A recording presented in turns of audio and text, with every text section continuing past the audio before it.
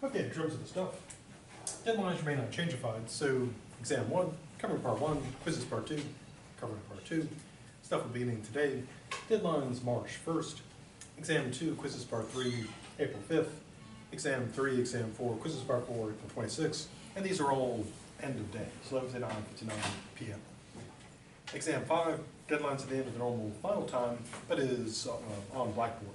You can do all this stuff anytime you wish before the deadlines, but just be complete if you need to complete before the deadlines. For the paper, draft deadline is April 4th, +5 deadline, end of day on Blackboard, April 9th, emergency deadline, April 16th, end of day on Blackboard, and desperation deadline, April 26th, end of day, Blackboard. Before pressing on to our new stuff, namely part 2, anything about any of the stuff that's been, stuff that should be, it needs more stuff. Okay. Oh, also the meeting I'd scheduled for day at 2 is just canceled, so I'll be in the office a normal time today, as opposed to that meeting, which will, I guess, will be rescheduled sometime. Okay, so now we head into our adventures in part 2 with the obligatory dated matrix reference. This is, of course, the problem of the external world. And we've seen sort of hints and outlines of this problem, but we'll look at it in much more detail. Now, one of the core questions in epistemology is, of course, what do we really know about anything? And a big chunk of this is, of course, the seemingly real world around us. The tables, the chairs, the kiwis, both the bird and the fruit, and all that stuff. Now, historically, there are 3 big camps of that question. What is the stuff we seem to experience? The first one, the most ancient of all, is what's called direct realism, sometimes called naive realism, and sometimes called common sense realism. And the idea is this. One way to look at it kind of formally is what you see is what you get. More formally, what we perceive is a physical thing that exists independently of us. And to draw this, I'll use an analogy I used before with bad drawing. So one way to think of this, and this analogy blows up real quick, you can kind of think of it as like you are like a little person riding around in your head, looking out into the world. Like riding around in a big robot or a mech or something. So you're driving around in your head, and your eyes are like windows looking outside. And what you're seeing is the objects out there. So this is the object, and this is what I'm perceiving. You know, and it's the kind of thing if you ask a kid before they've been corrupted by philosophy and science, and you say, where is the backpack? They'll say, here. And if you say, where's your idea of the backpack? They'll say, you're probably there too. Because the common sense view is we are just perceiving what is real. There is no perception-reality gap. Literally what we see is what we get. And that's a common sense view. And before people get corrupted and tainted by philosophy and science, that's a normal view. And in a way, in normal life, we kind of function like that. We don't think, aha, I get my perception of the table separately, etc. Especially if you run into something or trip over something or like step on Legos. You just think you're experiencing the pain of the Lego. Or dog toys, similar type of deal. I learned never buy my dog like those really solid toys because you always step on them. They seem to be designed to cause maximal pain. Now, then along came science and philosophy. And people doing this started thinking, well, this picture doesn't seem to work. There seems to be something going on in the brain or mind that involves representing this stuff. And so we end up with the next view called representationalism, sometimes called representational realism. And the idea is this. And we'll change our metaphor. So in this view, we can kind of go with the metaphor or analogy that quickly blows up, but still there's a little person, riding around you're like a little person in your head, but instead of looking out through the windows of the eyes, what you're doing is like, you're looking at a screen. That's like, again, this is all metaphorical. And so that is that there's the object out here, like the backpack. And what happens is what you're perceiving is not the backpack. What you're perceiving is your idea or sense data of the backpack. Going with this analogy, it's like, think of your eyeballs like a camera, and photons hit it, blast into your eye, hit your retina, travel down the optic nerve, and then again, metaphorically speaking, you're in here looking at the screen, and you get a picture that's supposed to be of the backpack. So on this view, there is the backpack, which is supposed to be like real. There is the representation, the idea, the image of the backpack, which is supposed to be an image or representation of the backpack. And so you've got two things going on here. You've got physical object existing out there, supposedly for real. Then you have your perception of supposedly the backpack. And again, with this metaphor, it's like you're riding around in a robot or a mech or something, but instead of just looking out the windows, you're looking at a screen. And the screen is giving you pictures, and you believe that what's on your screen is what's out there for real. It corresponds to it. Now, this leads to the problem of the external world. Why? Well, the problem is this. If we take the first metaphor seriously, you're like looking out through the windows of your soul, then there's no problem with the external world, because what you see is what you get. If you're looking at the table, there's a table there. But of course, this leads to the problem of how do you know that what's on your interior screen is really what's out there? And this is a skeptical problem. Again, go into, imagine like a episode of Black Mirror or something where it starts off and the person's laying on the floor unconscious in a room full of screens, and they wake up, and their memory's been erased, and a voice says to them, you must determine which of these, which screen is showing something that's happening for real, and there's no way out of the room. They, of course, can never tell, because the only way to know that what's on your screen as you're driving around yourself would be to like open the door in a year. It's always in a year for some reason, and then peer out and be able to see, like, look at your screen and then look at the object to see that it's working okay. But of course, we can never do that, because no matter where you go, there you are. So we can never check to make sure our cameras are working properly. So there's where the problem of the external world arises, because you could be having all kinds of experiences that are totally unreal. You could be hallucinating, dreaming. You could be in the Matrix. You could be in Inception. All kinds of bad stuff could be happening. Now, how do we get into this mess? Well, again, common sense tells us, and before we get corrupted by philosophy, well, imagine you're eating lunch, and someone says to you, someone staggers up to your table and says, "Is your sandwich real?" You would say, "Yes." Go away, you crazy philosopher person. And our common sense tells us that the physical world exists independently of us, and that what we see is pretty much, accurate. And that's our normal common sense view, that, yeah, sometimes we get things wrong, but we generally get stuff right. The world is real, So common sense supports this naive realism. What you see is what you get.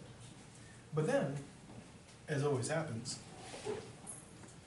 science and philosophy comes along to ruin all the things.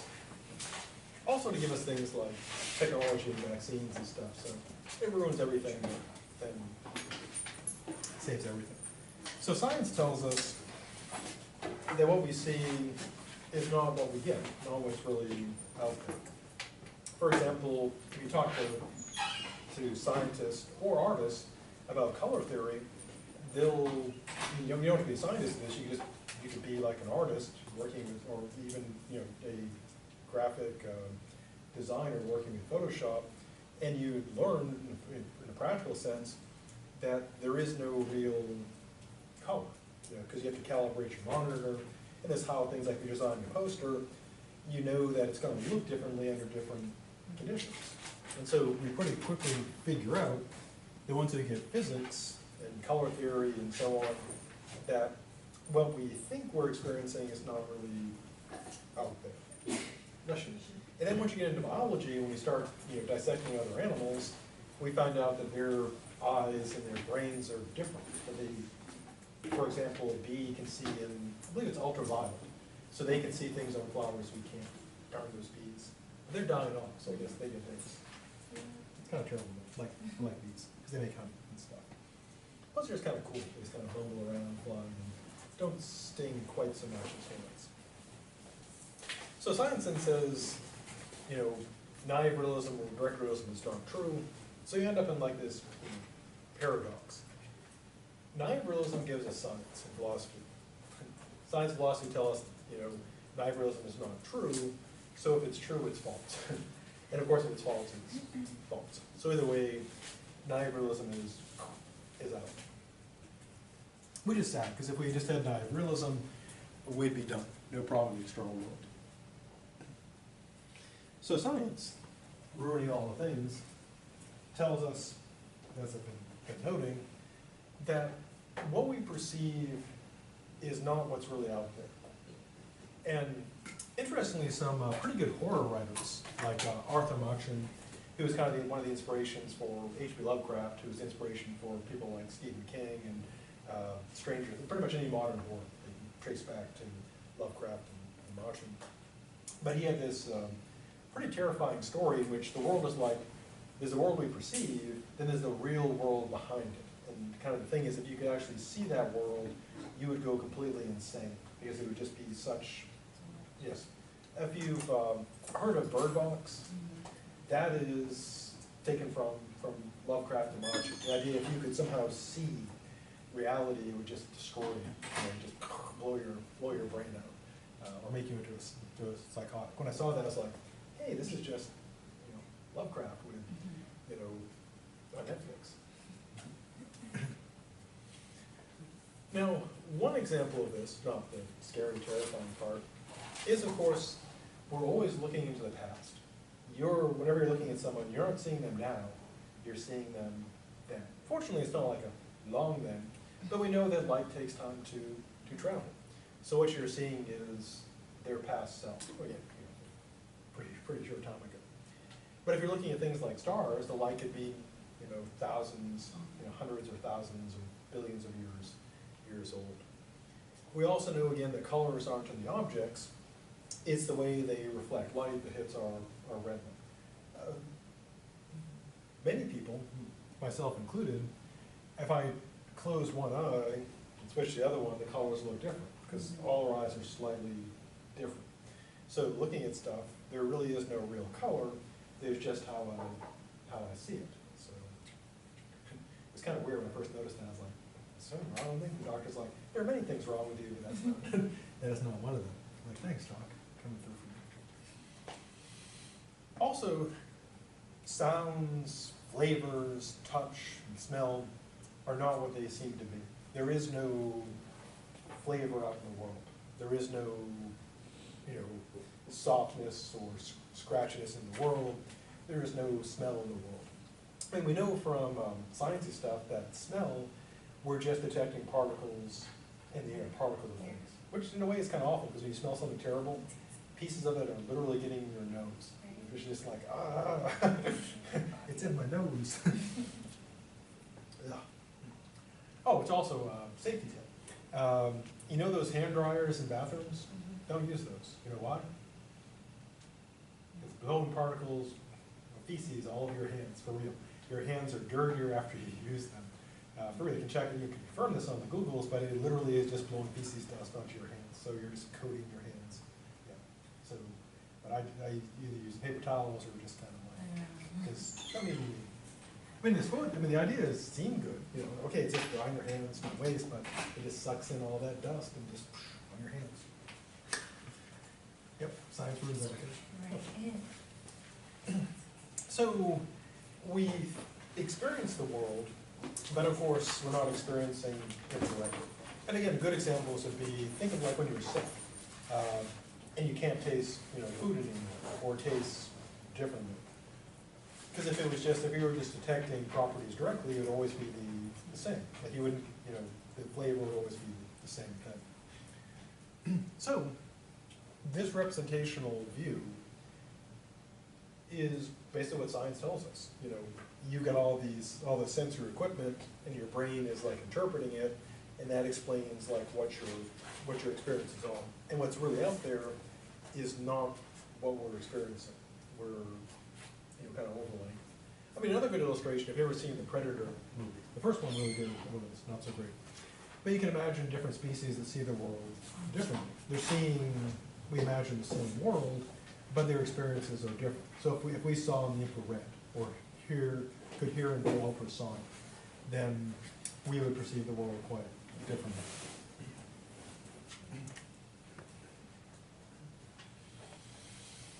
Now, one of the first people to really get into perception is our good dead friend, John Locke.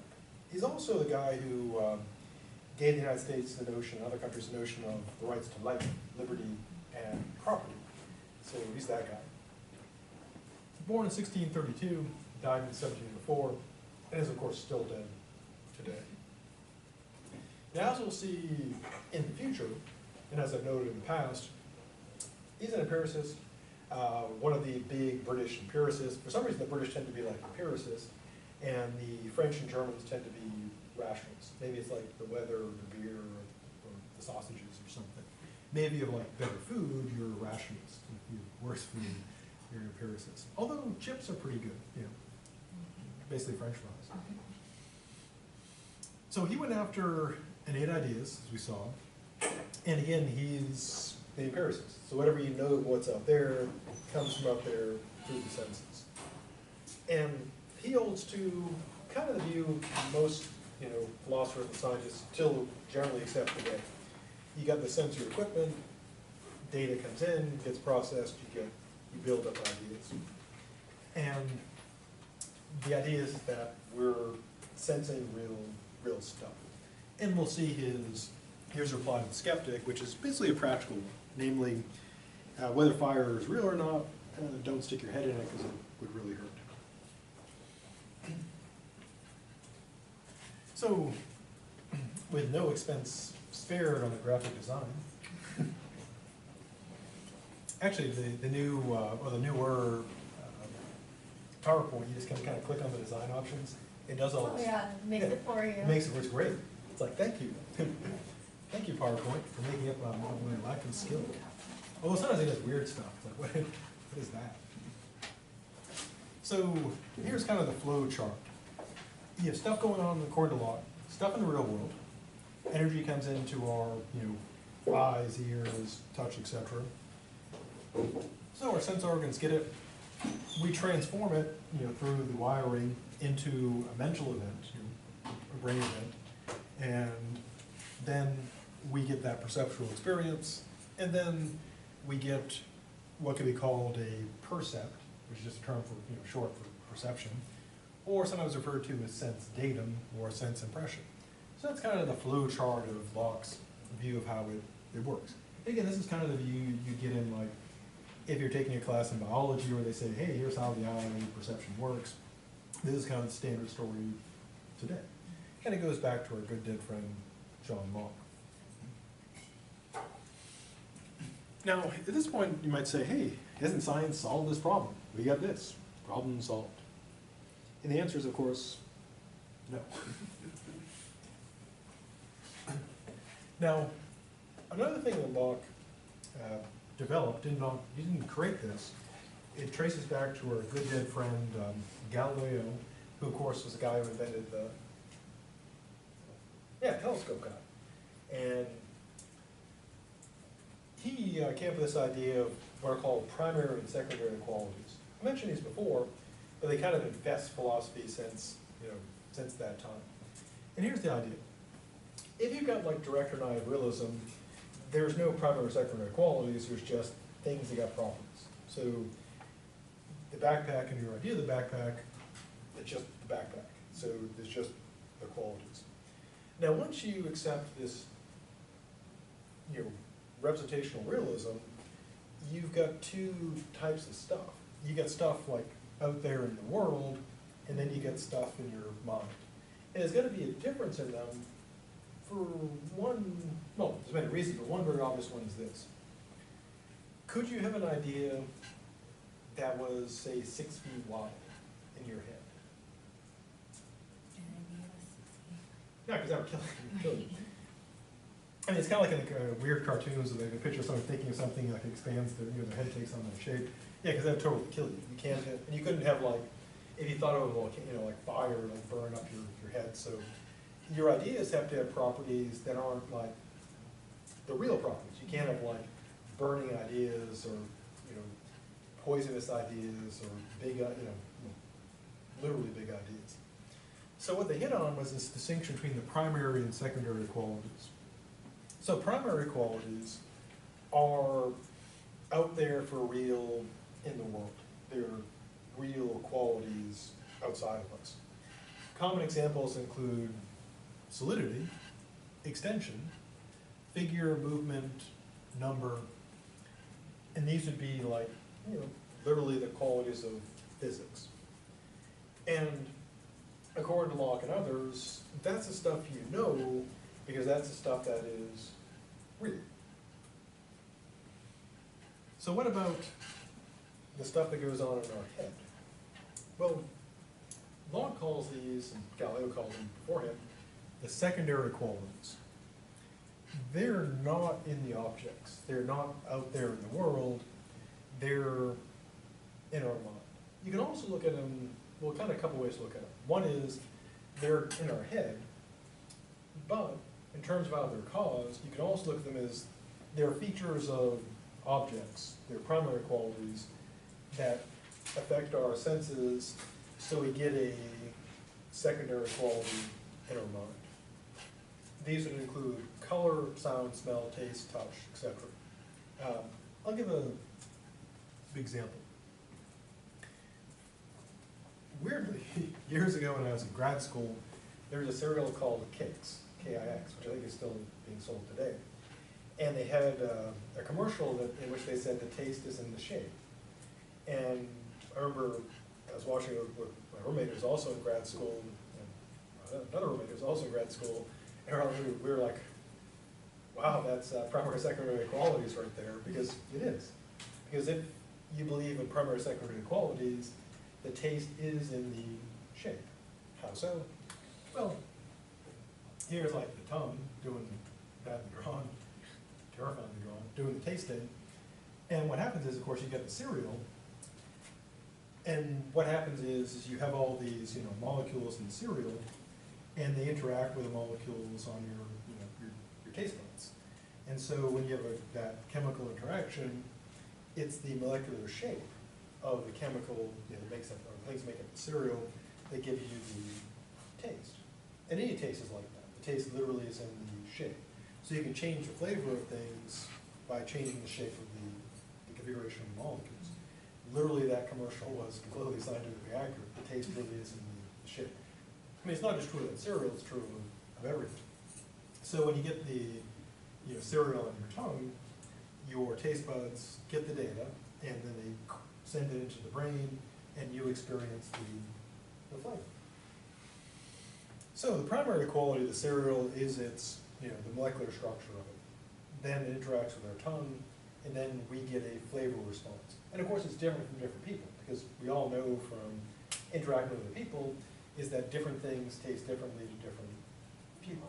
You know, people have different tastes. And in our own case, we, you know, if you think back to like when you were a kid, food now tastes differently. I remember when I was a kid, my tolerance level for sugar was like death, you know, coma, you know. And it's like, more sugar, I'll put my sugar, I need more sugar. You know, and now I'm just like, as an adult, it's like, I still kind of like sugar, but I can't take the sugar like I used to. And then I found I like broccoli. Like, oh, then I discovered you can put cheese on it. But eventually I started liking broccoli, and my my young self would have thought, oh my God, what has happened? But of course your brain structure changes as you age, for the worse, I assure you.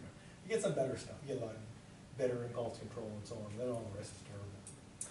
And so, yeah, the same thing you would have really liked as a kid, now, later on starts to really kind of gross you out.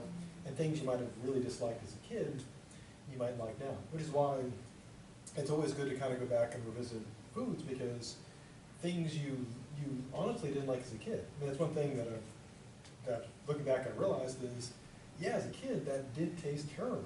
Broccoli was objectively, was terrible to me, and now it's, good. Whereas like eating super sugary stuff was awesome then, but too much now. And now if it was just objective, direct realism, it would always be the same. But as your brain changes, the taste of things changes. So it seems totally right. So the food, anything else has primary qualities. They interact with our senses. They give us the secondary qualities. So color is in here, taste is in here, etc. And literally the way you remember that is the taste is in the shape. Thank you, Cakes, for that. The most useful advertising I've ever seen.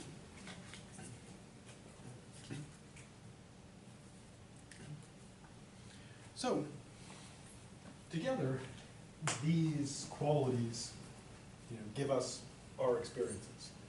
You get the real qualities out there, primary qualities produced in us, the secondary qualities, and there we go. Now, also going along with this, for Locke, is this notion of substance. Now, substance goes way back. Aristotle is a person who really kind of laid out the idea of this notion of substance. Probably goes before him as well, but here's a basic idea. Philosophically, substance, well, there's two kind of definitions. So, and of course, they just kind of smush them together and it can be confusing. One is, going back to Aristotle, is this. A substance is an entity that can exist on its own independently. Metaphorically speaking, you could kind of imagine like a really boring reality or universe with just that thing in it. And if you could coherently imagine like, just like a, empty space with like that thing kind of spinning around in it, now you can think of that as a substance. For example, we could think of this as a substance, because you can imagine a really boring universe where there's just this folder, just spinning around endlessly. So what would not be a substance? Well, although we can imagine the folder just sort of floating in, the void, we can't imagine just blue. We imagine blue things, but not just blue by itself. It would have to be like a blue thing. Similar like a shape. I mean, we can picture wireframe shapes, but you have to have something that has a shape. And same with mass, volume, and density. So we can picture a backpack or a pen, or a wireframe, but we couldn't picture just gray or square just on its own. And so they wouldn't be substances because they can't exist on their own. I can't pull away the blue and have just blue. I could have blue stuff, but not the blue. And I can't pull away the shape and just have shape. So the idea is that a substance is a thing that can exist on its own. Now, because of this, philosophers like Locke and others said, yeah, there's things that can exist on their own, they're substances, and then there are things that can't exist on their own, they're not substances. Now, they also kind of started packing in other stuff to make it more confusing, but in addition to being a thing that can exist on its own, Locke and others started making substance also mean not just a thing that can exist on its own, but also the thing that supports the properties. Because the idea being, kind of tying back to the original argument, you can't have blue on its own or square on its own. It's got to be connected to something. To use a metaphor, think of the Mr. Potato Head or Mrs. Potato Head toy, and think of the potato thing as the substance. And then, of course, the eyes and feet and stuff you stick in are the properties. So imagine you couldn't just have the eyes and stuff existing on their own, they got to be in the potato. The potato would be the substance. It's the thing that supports the other stuff. Or another way to think of like cake. You know, the frosting is like the property, but you gotta have the frosting on the cake. Oh, and of course the analogy blows up because you could have like this frosting by itself and just eat it. Which is something I've done. I'm not ashamed to admit that I've done that. Hey, it's, don't judge. We've all been there. So it's a thing that supports, you know, or another way to look at it is like, it's like the foundation of the building holding it up. That's like the substance. If you didn't have the foundation, the building would just collapse. Now, Locke, as we'll see, he is aware of an obvious problem with this, which is this. So, take like the fold. If I take away the blue, the rectangularity, the plasticness, etc., and pull away all the qualities, what am I left with? It seems I'm left with nothing. Well, Locke says, something I know not what. This is what philosophers call the bare particular. It's bare because it's got no properties, and it's a particular because it's an individual. And the problem is, you know, and Locke kind of generates a problem himself. He says, well, this is super mysterious. You know, it's got no qualities, it's got to exist, but what is it? Now, Locke really reluctantly accepts it. He doesn't want to accept it, but he kind of figures he's got no choice. It's kind of like a political compromise. You're just like, I don't want to do that, but you know, it's the only option for getting the other stuff I want. Yeah, and so he reluctantly accepts substance. Later philosophers after him, people like Hume and Berkeley, they essentially take his arguments and show how, if you're consistent, you can't have substance. It's gotta go. And so one of the debates in metaphysics is there substance? And Locke sort of reluctantly says, yeah, it's terrible, but I gotta accept it. Berkeley says, material substance is terrible, but I gotta accept mental substance. And Hume says, they're both terrible, don't accept anything. And so that's one of the big battles in philosophy. Is there some stuff under the properties that supports the properties? And some philosophers say that's crazy, and others say, well, you can't do without it.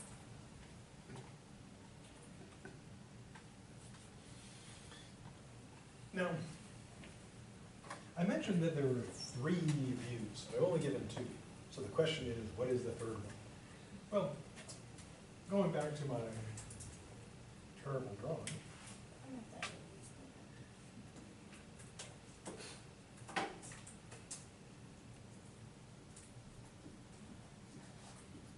So again, with direct realism, you've got the person, it's like they're riding around in the neck looking out the windows. So you got windows. Or drive around in your car looking through your windows.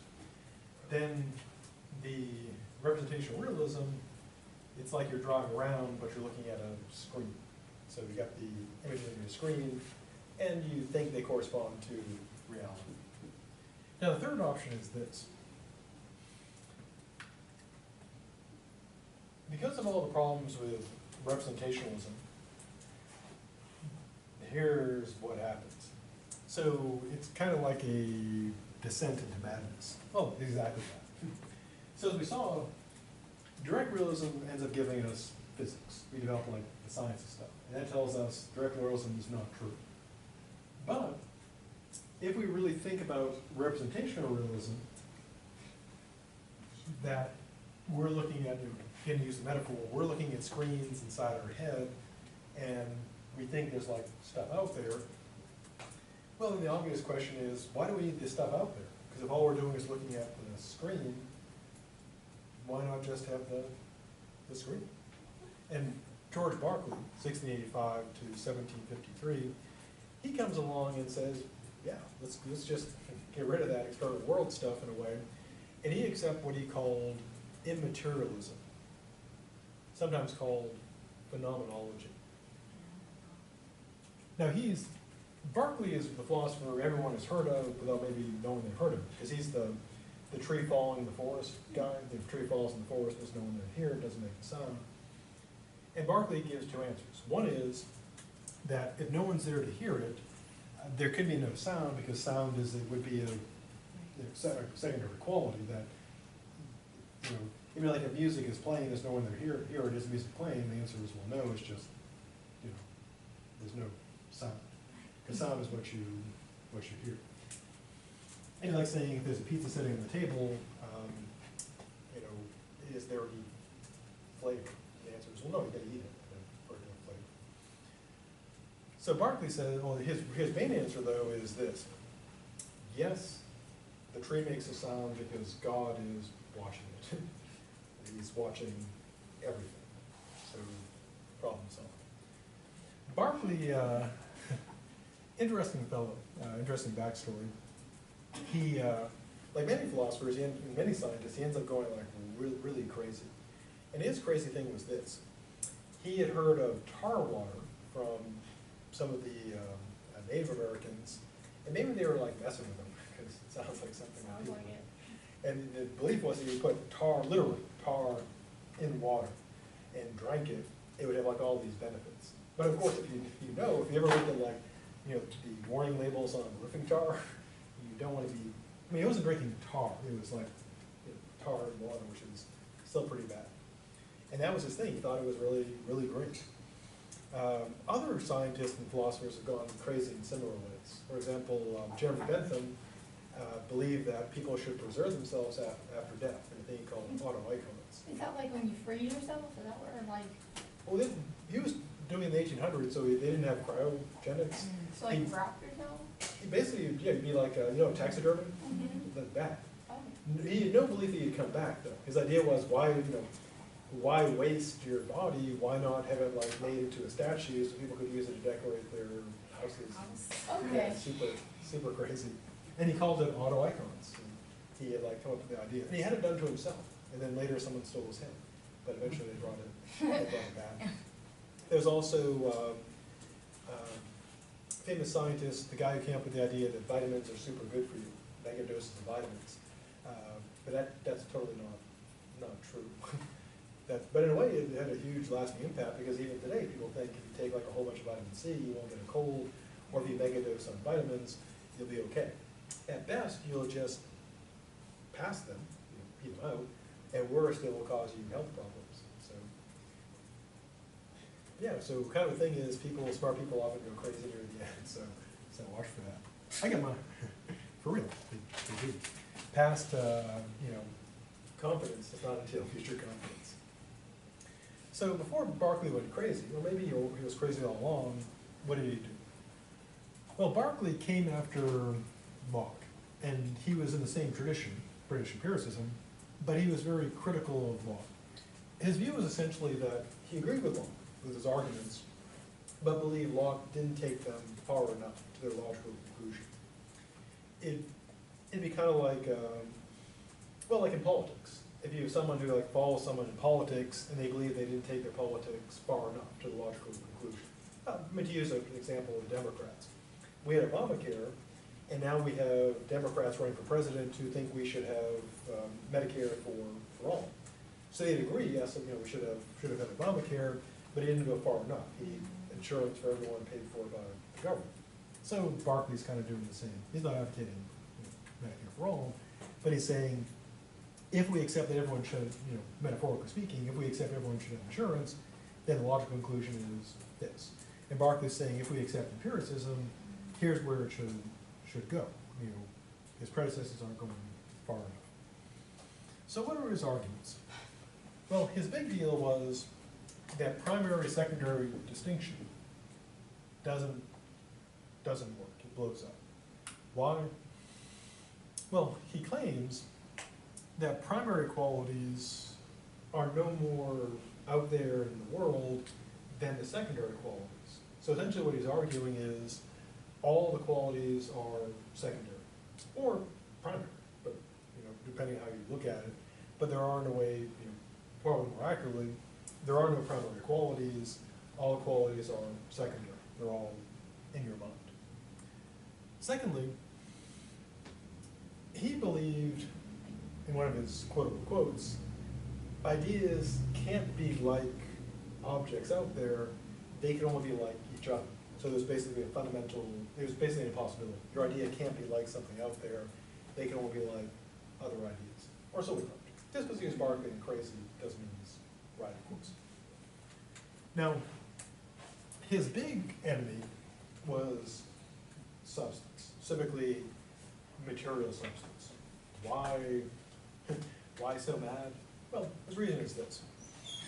He believed that if you believed in material substance, matter, existing out there, he believed that led to atheism. Why? Well, if the world just exists on its own, then you don't need, his reasoning kind of was you don't need God. So he believed that materialism, accepting material substance led to atheism. And being, he's Bishop Berkeley, so he thought that was terrible. So essentially it was a gateway drug to atheism. Now, which is why today sometimes you do hear people condemning like humanism, materialism, etc. And there's a chance they may be echoing Berkeley's old ideas. So what was his main attack? Well, again, his worry was that if you accept matter, then you're going to be an atheist. But he had a pretty good argument against it. Noting back to Locke's own argument, Locke very reluctantly accepted substance. He's like, yeah, you take away all the properties, you're left with something, I don't know what. Yeah, super mysterious, but what are we going to do? And Berkeley comes along and says, what we can do is just not accept it. Don't believe in it. Now, Berkeley's common sense argument is kind of commonsensical because he says, look, what is it you actually experience? And the answer is, like, when you see this, what do you see? Yeah, blue, shape, etc. And Berkeley says, do you see substance? And the answer is, I do not. And so Berkeley says, yeah, you don't need that substance stuff. It's just the stuff going on in your mind.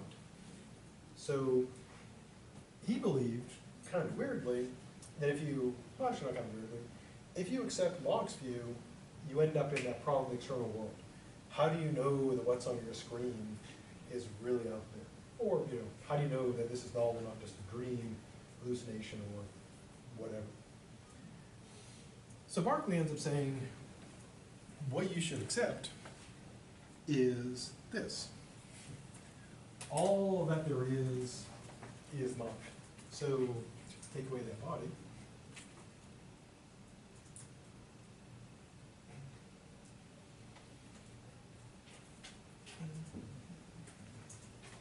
So going with metaphor, you don't have a physical body anymore, you are a mind.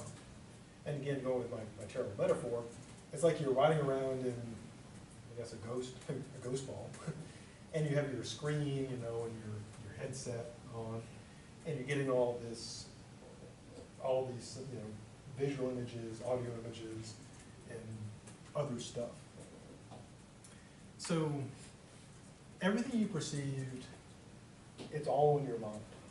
And Berkeley's famous Berkeley phrase is esse est percipi. To be is to be perceived.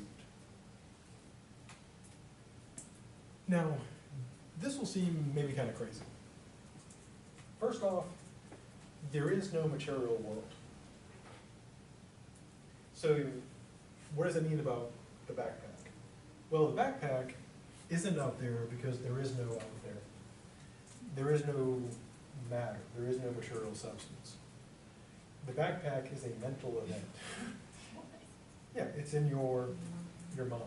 But if that was true, not like if that was true, but following that logic, how would we know what it would look like? How would we come up with something if we haven't seen it before? Yeah, right, because there is. Isn't it kind of like dreams though? Yeah, exactly.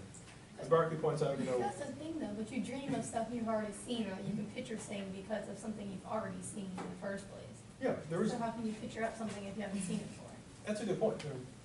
Blind people dream. But What do you dream of? No, that's a good question. They don't dream of. Yeah, they do dream, but they don't dream of visual images. If they never had sight. Yeah, because it's an argument that Locke gives. There's a good argument, which is if you never, because if you're an empiricist, you can't get your ideas out of nothing. So the question is, where do you get the idea of the backpack? And one of Locke's argument is exactly that. If you have all these ideas, they can't come from nothing. And Descartes says too, they had to come from something.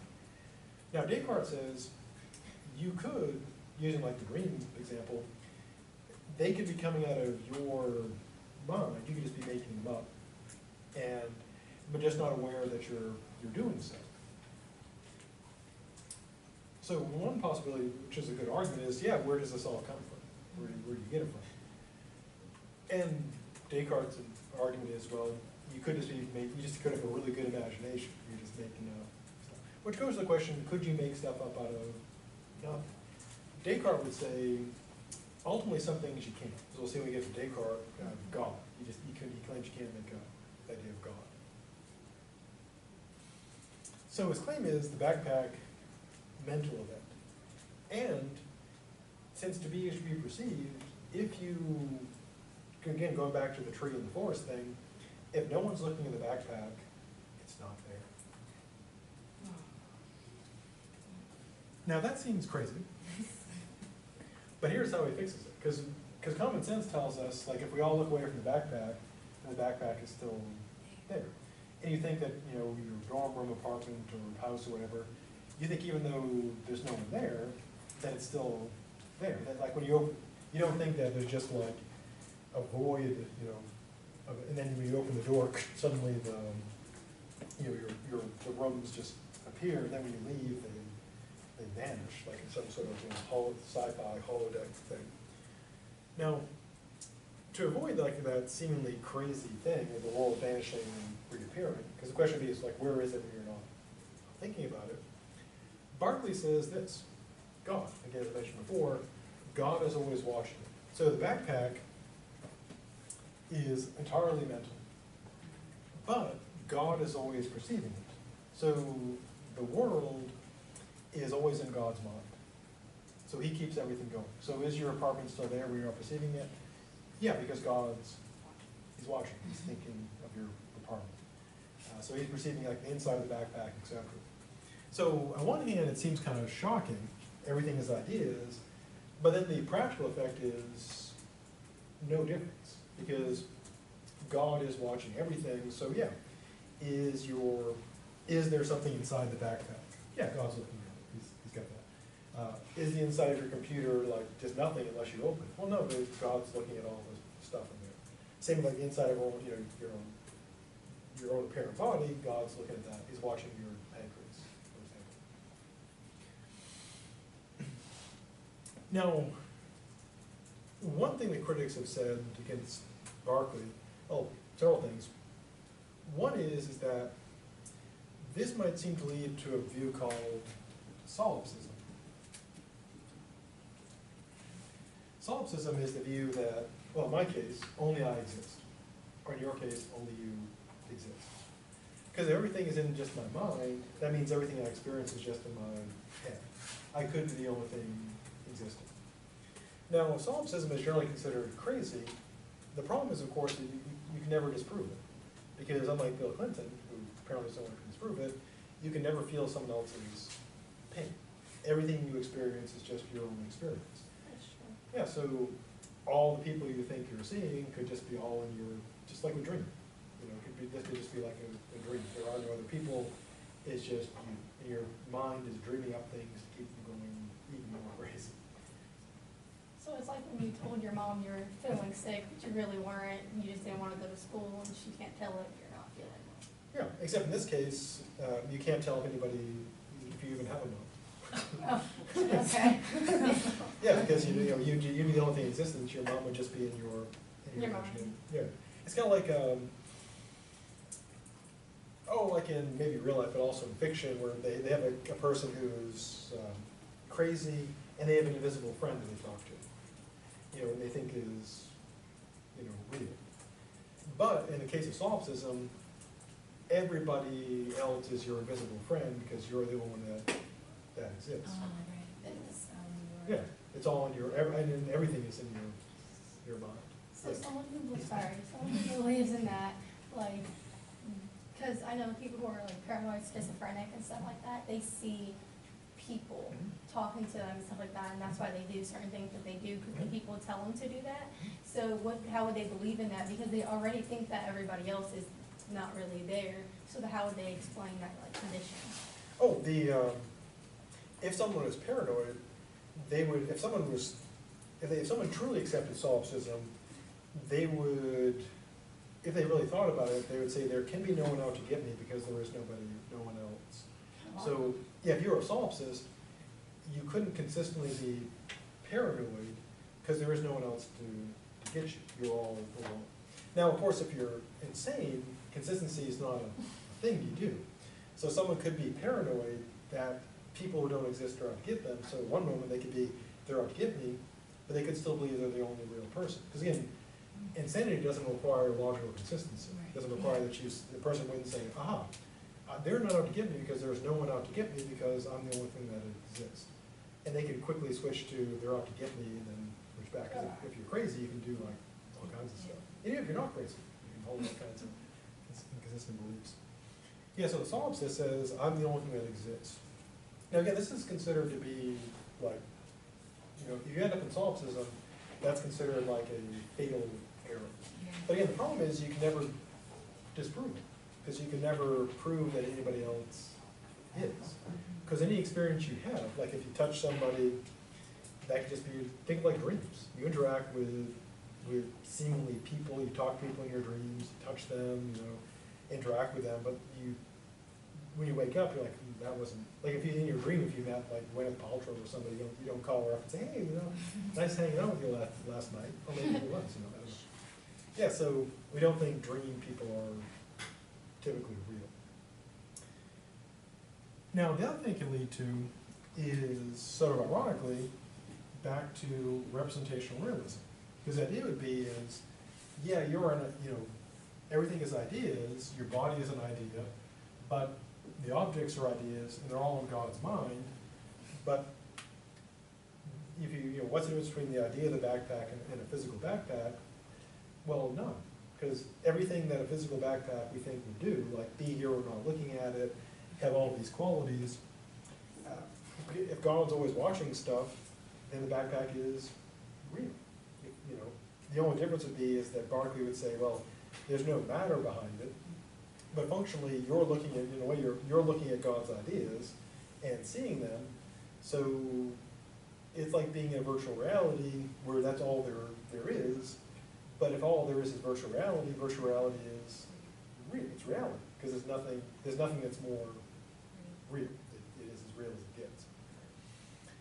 Now the third problem for Berkeley's view is what's called pantheism. Pantheism is the view that all that is God. Pan, covering everything. Theism, belief in God or gods. And so the idea would be that everything is an idea in God's mind. All of the objects, but also us, because God has ideas of us, but those ideas would be perfect ideas. So God's idea of you would be equal to you, because his ideas are perfect. So critics have said, if God has perfect ideas of us, we're just in God's mind, along with everything else. So everything that exists is in God's mind. And this is a view held by Spinoza, who accepted. He was cool with pantheism, which he almost got assassinated because of his views. Now Berkeley doesn't want pantheism. He wants, like, there's God and us, but critics have said, yeah, if God perceives everything and he has perfect ideas, then we're ideas in God's mind too. So it's kind of like we're in the matrix and we're part of the matrix, but we don't realize that. Or we're like in a virtual reality and we're virtual too. We just don't realize it. And so we're all part of God. And critics have said, that's crazy.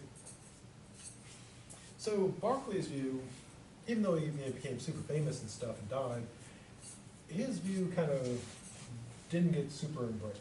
So it's kind of pushed aside. Now, that wasn't the end of phenomenology or phenomenalism, because along come new phenomenologists who don't bring in God. Because a big part was the God thing. That, you know, if you bring in God, people who are like, you know, I guess, super sciencey or philosophical, they don't want to believe in that stuff, so like, oh, I can't get into that. So what if you want to have like all the phenomenology, but you don't want to have the God stuff?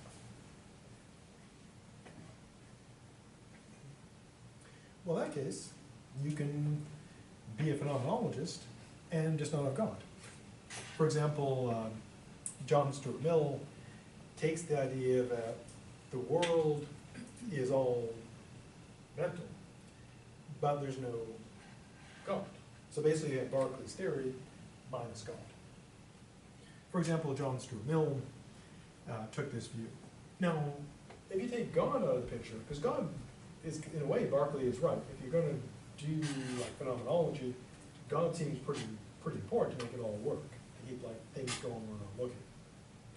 So the problem that all phenomenologists rest on is this: if everything is just your mind, then when you leave the room, what happens to the room? I mean, I always kind of picture like when movies and TV shows break the fourth wall, and they show like they're outside of like a bar or a hotel or something, talking, and the camera pans around, you see it's just a stage prop type of deal. And so in a way, living in phenomenology would be like living in that scenario. So any place that's you're not in would be like those stage props. So like for example, like if no one ever goes, imagine in our show, no one ever goes in that building over there. So what the building would be, you know, metaphorically speaking, would just be a hollow shell, because you never need to go inside to film. And it's the way Hollywood, you know, they do like a town. If they never go into the buildings, they just put up the facades. Like, have you ever seen the movie Blazing Saddles? It's kind of clever because they have a fake town. Well, they have a real fake town that's that's supposed to be real in the movie, but then they construct a fake town that, of course, is just a real town, but they just film it, you know, so you can see that it's all fake. It's a really good movie, well worth seeing. Really old though, back in the ancient days of the 70s, long ago.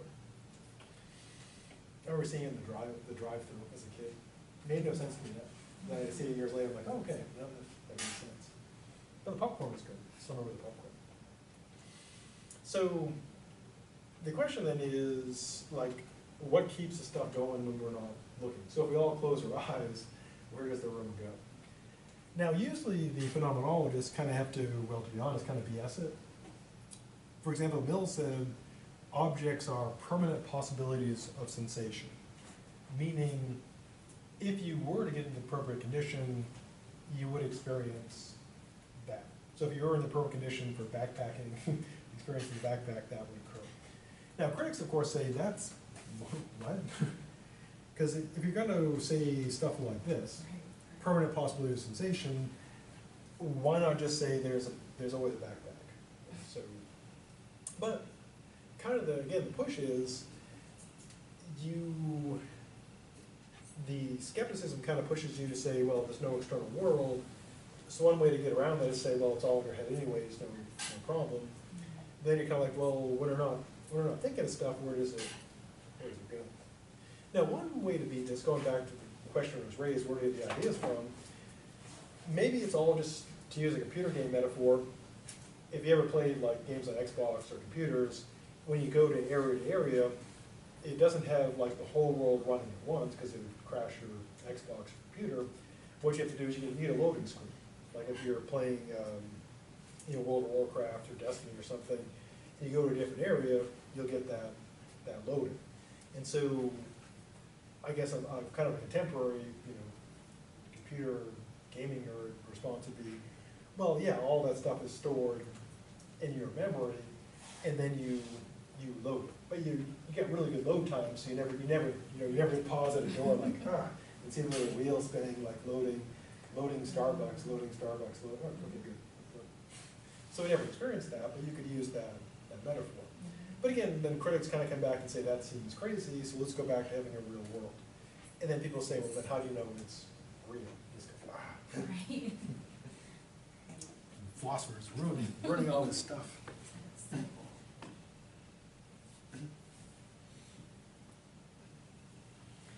Now, after people like Mill and stuff, more people who are less famous, such as W.T. Stace and C.H. Whiteley, who I'm sure no one's heard of. I didn't hear of them until I started preparing for this class. The downside of being a philosopher now is that there aren't really many famous philosophers. Well, they're famous in philosophy, but being famous in philosophy today is like being famous in curling.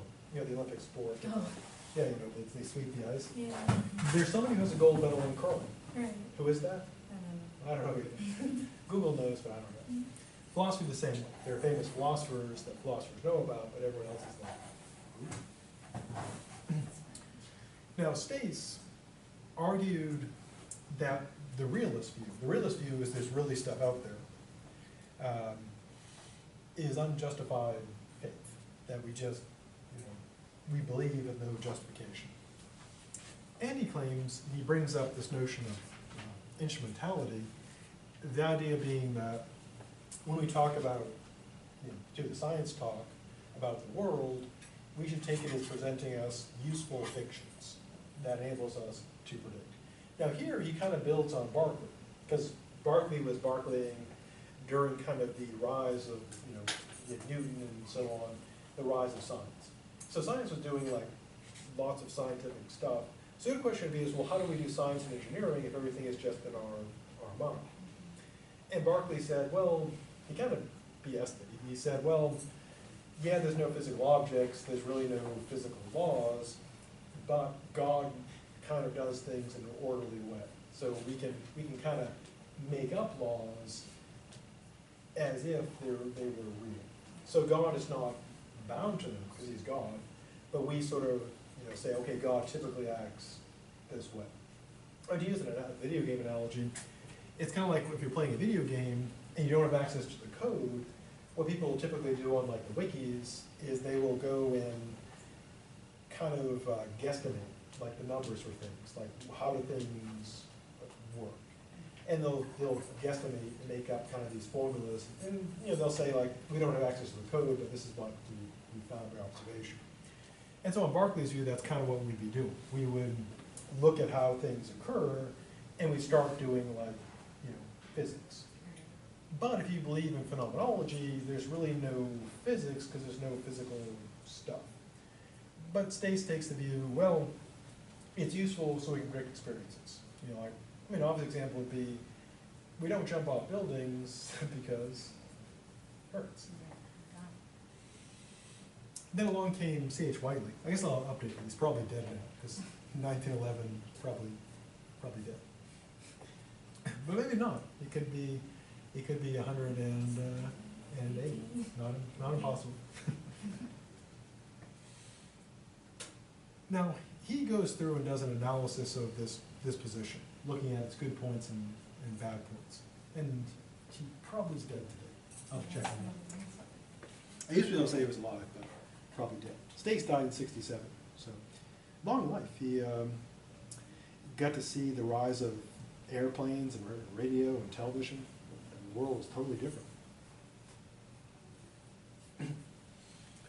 Now, people, the modern phenomenologists and others, they embrace what's called sense data theories. Here's the idea. The idea is that what is real, the object experience, what's called sense data. What is that? Well, we're getting it right now. It is what you're perceiving. So right now, sense data. So philosophers, of course, created criticisms of this notion, this sense data theory. Now the first one is this, and these will seem like kind of made up problems because in a way they're kind of off. I did check to see if anybody actually has like done this, and I couldn't find terribly good examples. I have tried it myself with like paint, and I've kind of gotten to work, but I think it's just that either the person was just wanted to end the terrible philosophy, or they just were terrible at discerning colors. But here's the thing. suppose we take 3 pieces of paper, colored paper, or 3 like swatches. Now imagine A and B, if you put A and B in front of someone, they're like, I can't tell them apart. They look exactly the same. But they can, in the case of B and C, they also can't tell B and C apart. But if you put down A and C, they can tell those apart. Now logically, you would think that we should be able to distinguish the sense data, like what's going on in our mind, because the sense data is the thing, and they have these properties. We can't distinguish A and B, we can't distinguish B and C, but we can distinguish A and C. We should be able to distinguish A and B and C and B, because if we can tell them apart, then we should be able to tell them apart. Now again, one reply to this is, prove it, make this happen. Like I said, I've tried it with people, tried it myself by looking at like color palettes and Adobe, and I have, kind of, this sometimes I think maybe I'm just like cheating because I want to see it, but I've kind of done like when I've been designing, like not just working on this problem, but occasionally like designing like a book cover or a flyer or something, and like the colors do look the same until you put them against like another color beside them, and you realize, wow, they're not the same. They're not the same color. So sitting side by side, they look the same. Put in a third color, and you realize, wow, they're not the same color. Got to adjust that. And so if all we have, if it's just our sense data, then if all there is what we perceive, then this shouldn't be possible. It shouldn't be able to occur. So if it can occur, then the idea that it's just sense data would be wrong. Unless, of course, sense data just works in a weird way, which could be happening. But again, you can try this at home, just get Photoshop or something, and just get the palette. And actually, no, it's not worth doing. Better off watching, better off watching like season 2 of Punisher on Netflix. Now, a second puzzle for sense data is the problem of indeterminateness. Now, if all we have is our sense data, if that's the real thing, suppose we see a speckled hen. I don't know why they picked that example. Just suppose we see like a bunch of, I guess we get a better or nicer one would be like, imagine you look at the sky, or a bunch of like, or Jackson Pollock painting, like splatters. Now, how many speckles does our sense datum hold? Now, if we say the number is indeterminate, in other words, we can't like count it. We just have like this kind of vague image. We seem to have a paradox between the object, the hen, is supposed to have like a set number of speckles. But if our sense data is indeterminate, then there's a problem, because one is indeterminate and one is not. And again, the way the response could be as well, if it's all just sense data, then there wouldn't be any maybe set number. Or maybe there's a set number, we just lose track when we're trying to count it. And again, these are pretty abstract problems that create abstract issues. But are not like, as you can see, not like super like, wow, that takes care of that type of things.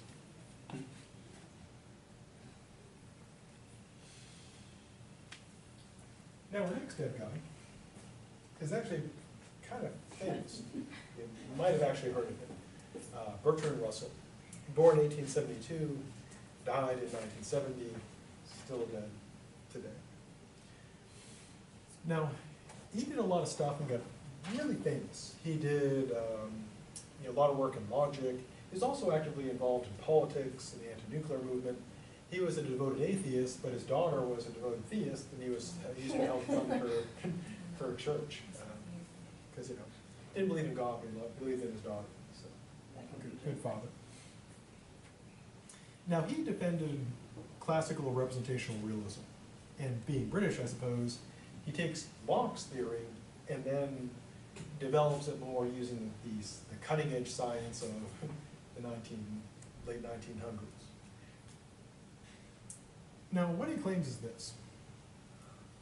We infer physical objects from the perceptions in our brain.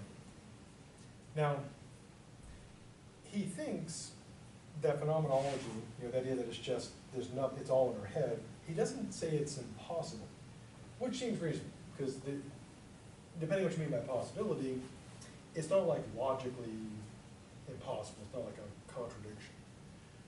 But he thinks it's implausible.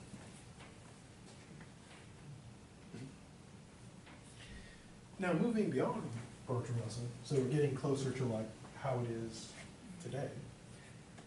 John Searle, I think he's dead. I really should look this up. Well, because a lot of these philosophers were old when I was in grad school, but some really hang in there for long. Yeah, some philosophers were really hanging there. Like Socrates was going like super old. If he hadn't drank that hemlock, he might still be going today. Searle, famous philosopher, again, no one outside of philosophy has probably heard of him, but famous in philosophy. He was like, if he's still alive, he's still alive. I think he's dead. I need an app for that. Dead, not dead. So what he does is, he's in this century. So he was like around when I was still alive when I was in grad school. So not like, when he's dead, he's not super dead. Now, he offered a defense of direct realism, which takes us way back to the beginning. This is kind of unusual because pretty much everyone else said direct realism is just not only wrong, I mean, it's kind of like you think of it, but it's something you work past like around age 5, just kind of done with it. So how does he do this? Well, he claims there's an analogy between beliefs and perceptions. And he claims both are intentional in structure. So what does intentional mean here? Well, the normal use of intentional is what?